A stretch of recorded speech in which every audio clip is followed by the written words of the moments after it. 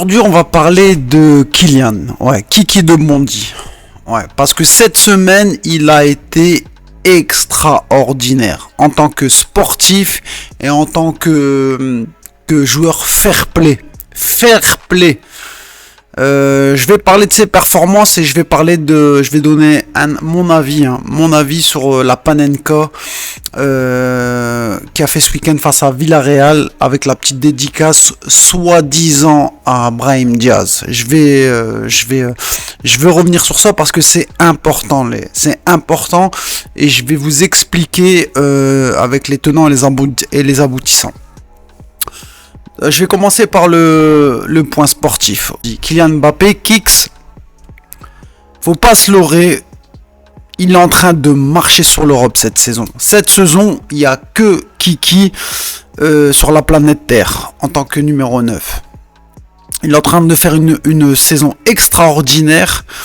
Et même quand il fait un match moyen, la preuve le week-end dernier face à Villarreal, même s'il est discret, qu'on ne le voit pas trop, il reste décisif et il marque. Il marque, Kylian. Ce qui est frappant cette saison avec Kiki de Bondy, c'est ça pète aux yeux et je voudrais vraiment le souligner, c'est sa régularité. La régularité de Kiki à marquer des buts cette saison. Même s'il n'est pas flamboyant, même s'il n'est pas, on le voit presque pas. Comme le match de Villarreal ce week-end, même si c'est mi-figue mi-raisin, même si c'est yaourt nature, le mec reste décisif. Et c'est cette régularité qui a fait step up Kylian Mbappé. Le week-end dernier, il n'a pas été flamboyant, on l'a pas vu. C'était pas folichon, mais résultat, les gars, doublé pour Kiki. Doublé pour Kylian Mbappé. C'est exactement la marque des grands joueurs. Exactement ça. C'est être décisif, être clutch dans les moments où t'as peu de fois la balle. Où on le voit pas trop et le mec à la fin, on voit la feuille de stats. Il marque, il fait pencher la bascule, il ramène la victoire à l'équipe. C'est ce qu'on attend d'un grand joueur. Et c'est une marque de fabrique cette année de Kylian Mbappé cette saison.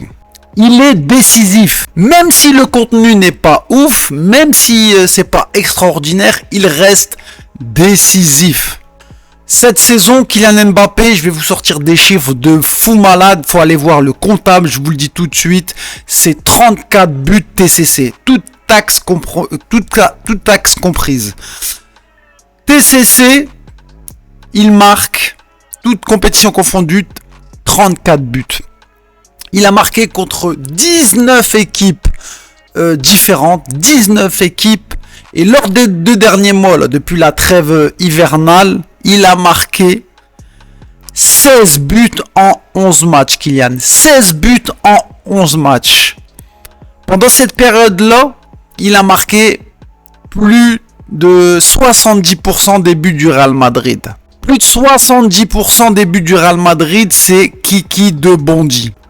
Faut dire ce qui est, le Real marque des buts, mais ça vient des 3/4 du temps de Kiki de Bondy, de Kylian Mbappé, de Kicks. C'est hallucinant cette saison. Il enquille les buts. Il enquille avec des comptes, des chiffres affolants. Affolants ce qu'il nous propose Kylian Mbappé.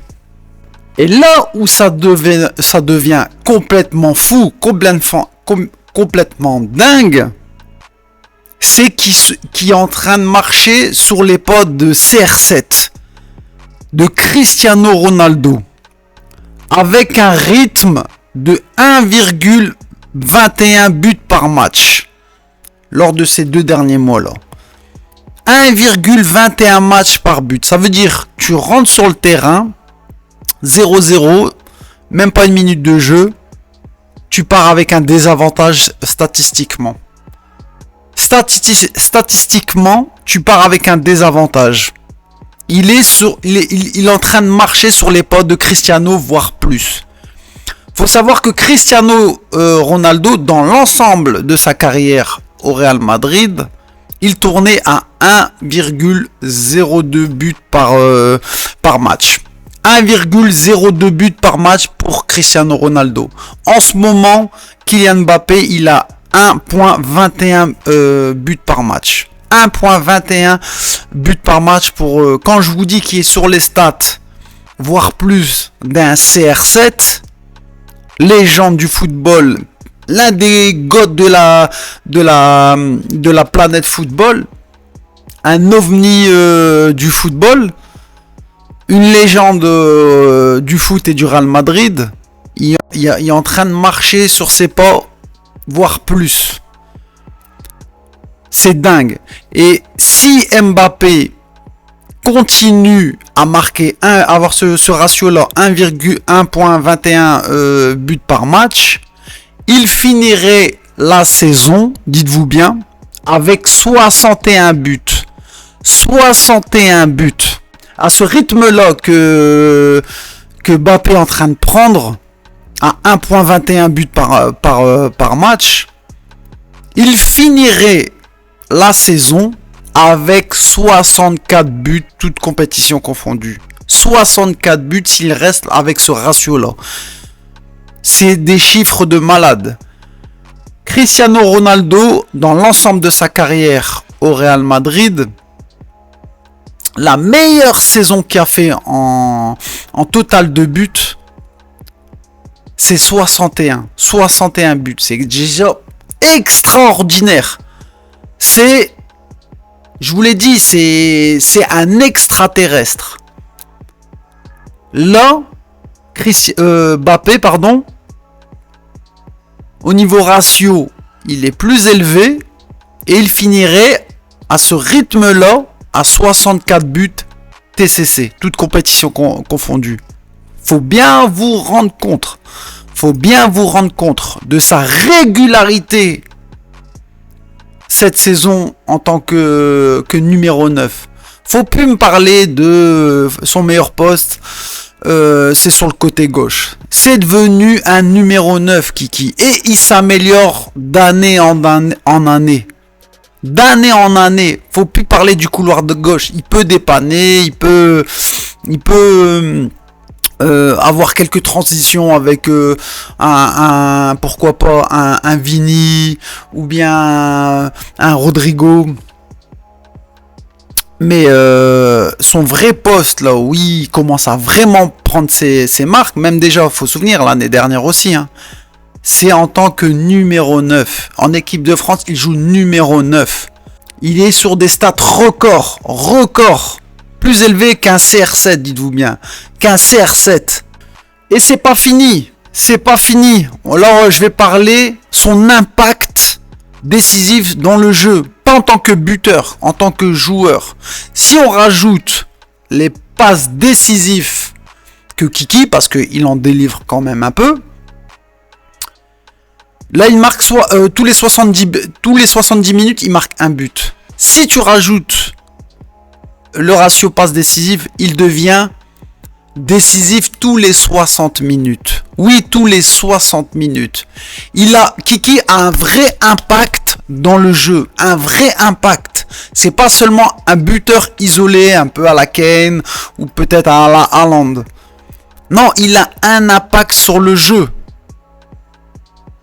Si vous rajoutez ses passes D, il est décisif tous les 60 minutes.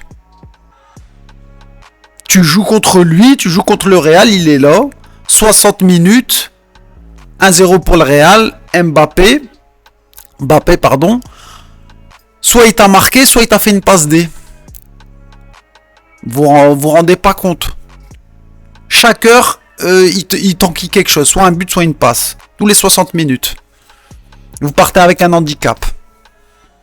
C'est impressionnant ce qu'est en train de faire Mbappé cette année. C'est impressionnant. On voit que la pilule du ballon d'or et de son poteau Dembouz, il l'a encore là. Et même son euro avec l'équipe de France. Il est orgueilleux, Kiki de Bondy. Il est orgueilleux. Et il le prouve, et il a bien raison, sur le terrain. Il a un vrai impact dans le jeu. C'est pas juste un buteur. Kiki fait basculer une rencontre. C'est un joueur top player pour Ballon d'Or. Niveau Ballon d'Or. Même si beaucoup de gens le critiquent, le boulard et tout. Sur le terrain, il répond présent. Il répond présent, qu'on aime ou qu'on n'aime pas. Les chiffres ne mentent pas. Les chiffres ne mentent pas. C'est un joueur clutch. Il décide du match. Il décide du match. Et moi, je vous le dis, hein, le soulier d'or là, qu'il a fait contester l'année dernière, où c'était Gyökeres qui a fait une saison extraordinaire avec le Sporting, où Kylian a été récompensé, où ça fait un peu débat. Normalement, faut être honnête, Gyökeres, il y a enquillé plus de buts que lui, mais comme le Portugal ne fait pas partie des top 4 des championnats européens, ils l'ont donné à Kiki. Mais là, il y a envie de mettre les barres sur les T, les points sur les I, avec tout le monde, d'être le soulier d'or européen. Oui, d'être le soulier d'or. Il a dans le viseur, Kiki. Il a dans le viseur. Il est co-leader là des buts marqués avec un autre extraterrestre, même si c'est pas le même genre de numéro 9. Harry Kane, un vrai pur neuf, un vrai un vrai joueur de surface, un vrai killer. Profil Lewandowski. Et en deuxième position, parce qu'ils sont co-leaders, Kane et Mbappé. Juste derrière, on a le cyborg norvégien Erling Haaland. Mais tu vois qu'il veut mettre tout le monde d'accord sur le total de buts marqués dans les plus grands championnats, le top 4 des plus grands championnats européens. Et moi, je voudrais revenir aussi sur Vini, là, depuis le changement de coach. Je sais pas s'il y avait un blocage psychologique avec Xabi Alonso, mais depuis que Arbeloa a repris le Real, faut dire ce qui est, les enfants, faut dire ce qui est. Vinicius, il est libéré. On l'a vu contre Monaco où il faisait des percées incroyables. On l'a vu contre Villarreal. Il est décisif sur le premier but de Kiki. Ce duo-là peut... Excusez-moi, hop. Ce duo-là peuvent changer la donne à n'importe quel match. Un Vini concentré, type saison où il a fini deuxième du Ballon d'Or, ou les associations qu'on a vues dans le passé avec KB9, ça change la donne. Ça change la donne. Honnêtement, ça change la donne. Ces deux joueurs, à leur poste, c'est les deux meilleurs joueurs du monde, en tout cas pour le Real Madrid et pour beaucoup de gens, à leur poste. Et c'est vrai, Vini Prime, enfin pas Vini Prime, je sais pas parce qu'il est pas Vini en forme, bien dans sa tête. Il y a personne qui a un joueur comme lui sur son couloir gauche. Personne. Ni Martinelli à l'Arsenal, ni à City côté gauche, c'est qui Doku, ni un André Luiz au Bayern Munich, ni je sais pas Liverpool Gakpo, ni au PSG un Gvara. Voilà, je vous sortis les grosses équipes, ni un Rafinha, même s'il est monstrueux, mais c'est pas encore la même chose, ni un Rafinha du côté du Barça. Il n'y a personne dans son couloir gauche quand un Vini est concentré, focus, calme, bien dans sa tête. Rien ne l'arrête. Au Real Madrid, ils sont considérés comme les deux meilleurs joueurs du monde, et ils peuvent faire basculer un match à n'importe quel moment. Même pendant des phases... de mou pendant un match où c'est ric-rac, où ça subit, il suffit d'un éclat d'un des deux joueurs et la rencontre elle bascule complet. Et le plan, les enfants, est simple. Le plan est simple avec Arbeloa. Vini sur ton couloir, tu fais la diff avec ta technique, ta vitesse. Mbappé, tu prends l'espace et tu mets dedans. Faut pas chercher midi 20h, le game plan, les ceci, l'heure tu descends, transition, Rodri tu montes, toi tu descends un petit peu, Mbappé tu redescends un peu en soutien, un peu là. Non, non, non, non, non, non, non. Faut jouer avec ses atouts, pas avec ses avantages, pas avec ses points forts, pas avec ses points faibles. Vini, tu fais la div dans ton couloir, tu percutes, tu crées des décalages avec tes dribbles. Mbappé, tu prends la profondeur et tu mets dedans. Khlas. Il n'y a rien qui... Faut pas chercher midi 20h. Et c'est ce qui se passe en ce moment là. Depuis un peu plus d'une semaine. C'est ce qui se passe. C'est ça qu'on veut au Real Madrid. C'est ça. Chacun sa place. Cabenueve l'a dit. Mbappé, c'est l'attaquant. Il doit jouer attaquant. Vini, il est côté gauche, c'est pas milieu relayeur. Bellingham, c'est pas le numéro 9 de l'équipe. Tu joues à ton poste. Box to box numéro 8 ou en numéro 10. Voilà, chacun sa place. Chacun sa place et les moutons seront bien gardés. Mbappé est en train de faire une saison historique. Peut-être la meilleure saison statistiquement qu'il a jamais fait. Avec 34 buts, avec un ratio de 1.21 et peut-être sur une continuité, parce que je l'ai dit juste avant, il a une régularité de fou là cette saison. S'il continue comme ça, il est sur des standards à 64 buts, il est sur une saison record pour battre Cristiano Ronaldo, la légende CR7. Et ce qui est plus fort, comme je vous l'ai dit, vraiment c'est impressionnant, c'est que même quand on ne le voit pas, il reste décisif Mbappé, décisif. C'est incroyable cette saison, il est en train de marcher sur l'eau. Kiki de Bondy. Et vous n'êtes pas content, triplé. Il fait la différence plus cette saison. Il est plus clinique devant le but, il descend moins, il décroche moins, il est plus dans sa zone de attaquant numéro 9, il profite de sa vitesse pour marquer. S'il continue comme ça, je vous le dis, il va péter le record à CR7 en totalisant plus de buts que lui. C'est ouf quand même. Et je voudrais revenir sur la Panenka là, face à Villarreal. J'entends partout, oui,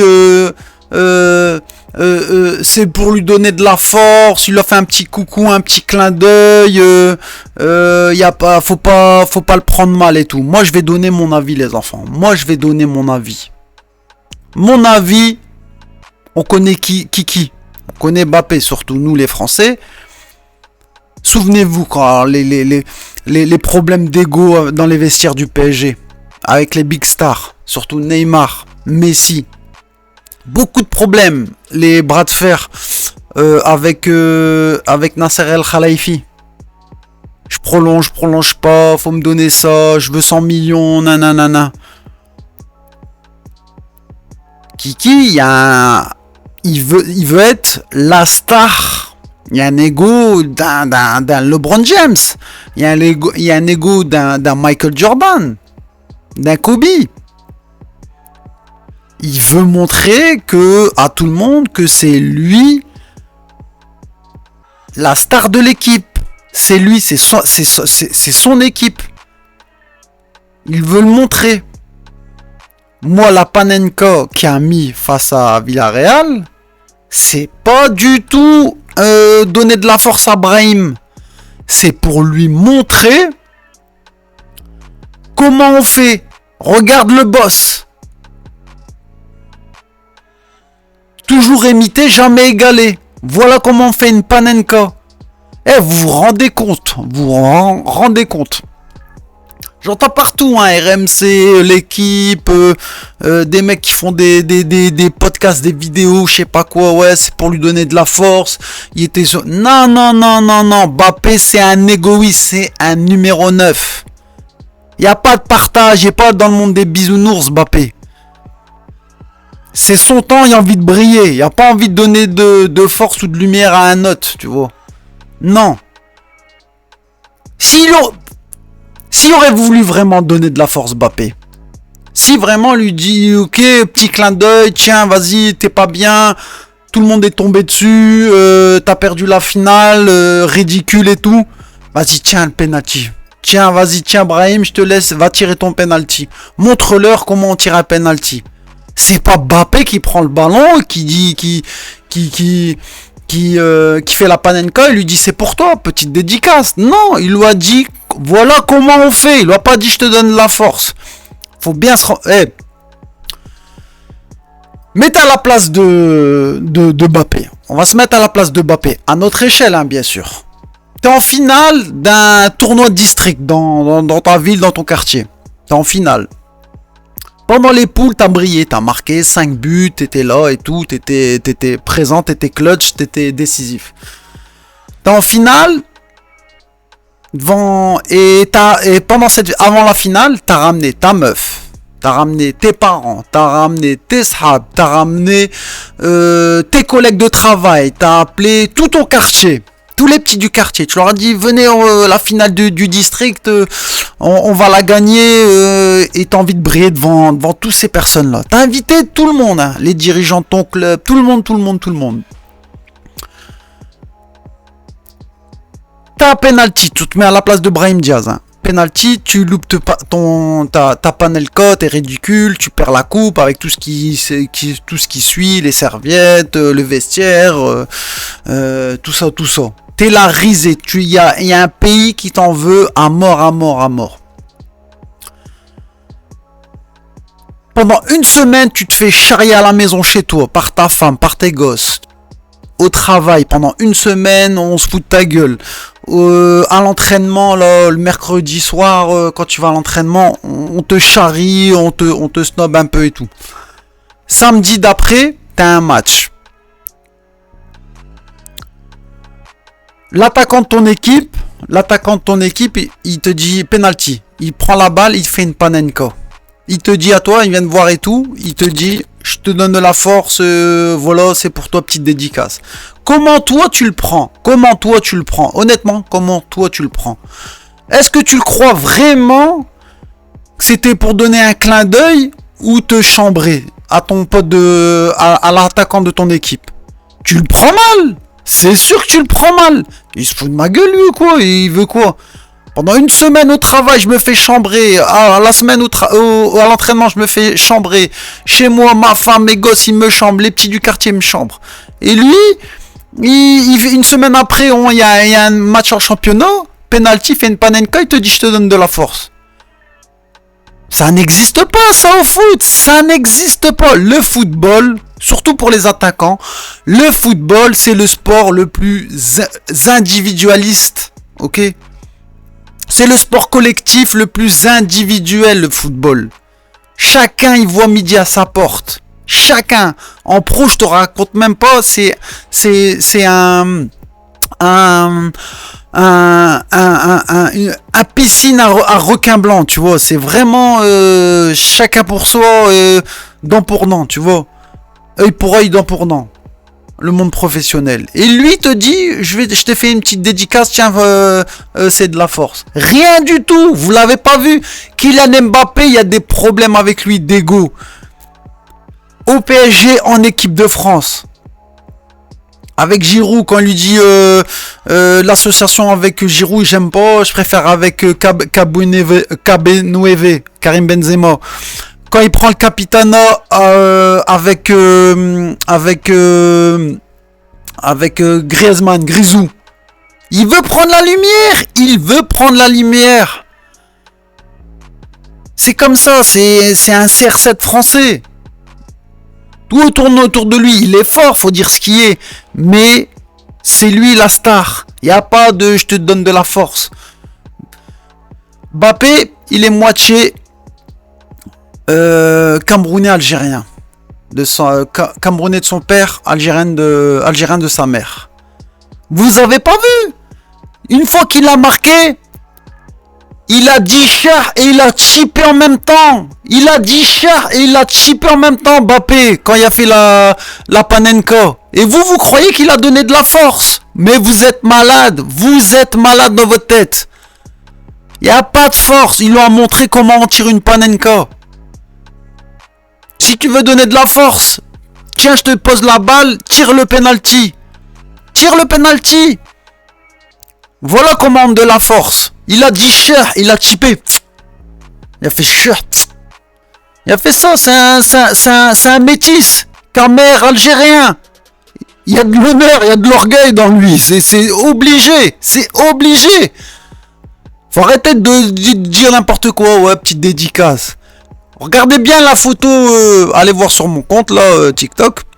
J'ai posté une photo où Bellingham vient le voir pour célébrer la Panenka. Même son pote, dans la même équipe, hein, il va le voir, il lui dit, regarde, avec un petit sourire en coin, il lui dit, wesh, qu'est-ce que t'as fait? Wallah, t'es un bâtard. L'image, elle veut tout dire. Wallah, l'image, elle veut tout dire. Il lui a dit, wesh, t'es un bâtard, toi, wallah, t'es un bâtard. Alors arrêtez de dire il a donné de la force et du courage, rien du tout. C'est un monde de loups, le professionnel, c'est un monde de requins. C'est son équipe. Voilà, s'il donne de la force, il lui dit tiens, tire le penalty. Faut revenir à ce qu'a subi Brahim Diaz pendant une semaine. Hein.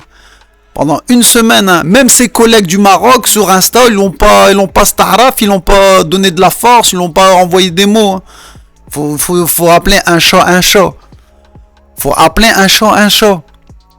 Et je voulais revenir juste avant. Wallah miskin, il a passé une sale journée, un sale week-end, Brahim Diaz. Juste avant le match, ok. Gay, le joueur sénégalais, celui qui a marqué le but lors de la finale face au Maroc. Dis-toi bien, il est venu au bord du terrain avec un trophée c'est la Liga qui a fait ça, hein, et le club Villarreal pour honorer son titre de champion d'Afrique. Et Brahim Diaz était avec sa doudoune là au fond de son siège comme ça, là, au fond de son siège, il parlait dans sa bouche. Voilà, il parlait entre ses dents, il était tout petit comme ça, s'il pouvait rentrer dans la doudoune, voilà, il rentrait, Brahim Diaz. Déjà ça, et des gros zooms sur lui. La même chose pour la Panenka. Quand Mbappé marque la Panenka, la Liga, c'est des vrais bâtards. Ils mettent des zooms sur Brahim Diaz. Ils ont pas mis sur le gardien, sur le coach. Non, ils font des zooms sur Brahim Diaz. Pour dire, cher, regarde, voilà. C'est comme ça, voilà, c'est comme ça. Ça, c'est mon avis, voilà, c'est mon avis. Je vous le dis, le monde professionnel, c'est pas le monde des bisounours, c'est pas du tout ça. Marche ou crève. Voilà, soit tu manges ou soit tu te fais manger. C'est comme ça. Donc arrêtez de dire il a donné de la force, c'est pas vrai, c'est du mytho, Bon allez, je vous laisse, abonnez-vous, checkez compte TikTok, YouTube, allez voir, abonnez-vous, tout le tralala. On se voit bientôt, see you, peace, ciao.